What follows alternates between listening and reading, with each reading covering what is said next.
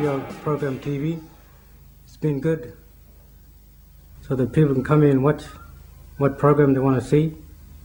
And it's been a big change since 2 years ago when it first started. And I believe that the animal video TV is going to go a long way, so that other people can see and watch what's going on. The Indigenous community first found a voice in media as we currently know it back in 1982. The remote Aboriginal community Yuendumu in the Northern Territory set up a private television production using domestic video equipment to record footage of daily activities and events. The footage, shot mostly in local language by locals, was copied onto VHS tapes and distributed to those that could play them.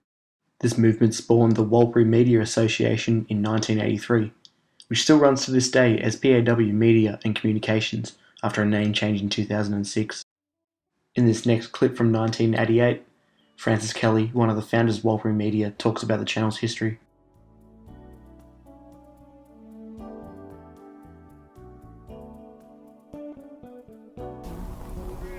History of Warlpiri Media. I'm going to Yarawangam, that Nurui, Kujanal Chatijarija, Manchungan Man, but we're Ganayanga IPC, but it's television Kabulangiran, Impacha, Tanula, people Impacha, Ganawi, IPC, Mulanu, Ganayanga, protection for Aboriginal people, Luganga. Nirui wano, manchalang wano, but if we would start ngana Warlpiri Media ambula, we were lose our culture man languages. Mula jawnal chat jaja, man chungan mano, we should have our own media in communities, Mount area langa. Mula unal chat jaja, and Anapalal same time chat jaja. Janong Central Australia, Tawajani Chirama, Warlpiri Media and Gane, ETPT, Gane, Anapalala, Mulal Chatiman, and Ayapo Patogo, Yulangani, and Impache came in after. That was really good. Yapakulangijala,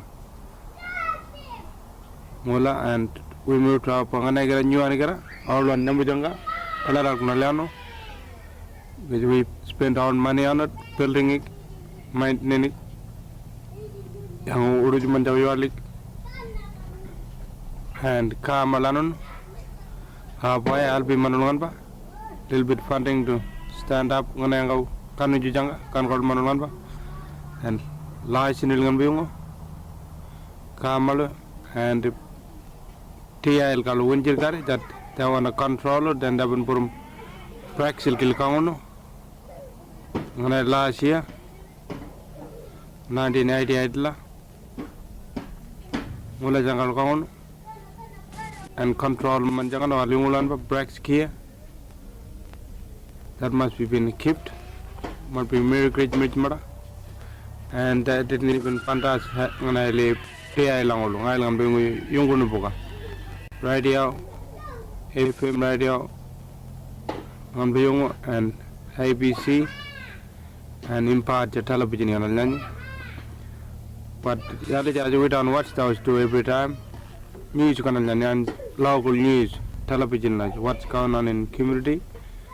Young Ambula, Yundumula, Mano keep messages to other communities. You want to PTR catch it, we send them out, Tambalago, and Tambalalucani. And now, everything on our two money. And I've been given fire ceremony, school news, council, store, news from one and I aim party janga, canal money, and near an yapago. Mulajanga number one learnment, Chalpingilgana, Mujin. Kelly briefly spoke about BRACS, which was the Broadcasting for Remote Aboriginal Community scheme. The scheme involved placing a BRACS production unit in a remote community. Each unit contained equipment for the users to produce and transmit, under a special class license, their own semi-professional local video and radio programs to homes within their community. The next major step for Indigenous media came in 2002, with the launch of the Indigenous Community Television channel known as ICTV. For the Brax communities that produced radio and television, this new channel meant that their locally made programs could be broadcast across the country to all fellow Brax communities on a regular basis. Media associations from far afield as Broome in Western Australia and later Queensland and the Torres Strait Islands all sent programs to ICTV for broadcast. Indigenous media representation received a huge boost in 2005 with the announcement of $48 million in government funding for a new national Indigenous TV station to replace the old ICTV. Recently, in 2012, Indigenous TV received another financial boost after it was taken over by SBS and broadcast on digital free-to-air across Australia. NITV was born, and with it came mainstream recognition for Indigenous media representation. With solid funding, NITV has managed to produce over 2,000 hours of commissioned or directly produced content since its inception. NITV has the funds to employ around 50 people, elevating the standards and quality much closer to those of other government-funded networks. Getting more of our mob into employment. We've got to aim for the best. We're not only educating and providing a news service for our own people, it's for the wider community as well. Sport's like religion for us mob. You're representing your people, your culture. It's something that defines us. Sport would leverage NITV firmly into the mainstream media after the Indigenous Australian football program, the Marngrook Footy Show, was axed from ABC at the end of 2012. Marngrook had a large cult following, and from a public outcry, NITV was about to resurrect the show to large fanfare. We are the proud of Brisbane town, we wear maroon, blue and gold, hey, hey, we will always fight for victory. We are Geelong, the greatest We're going crazy waiting for the season to start. Marngrook's back home on NITV. Thursday nights from 7:30 starting March 21.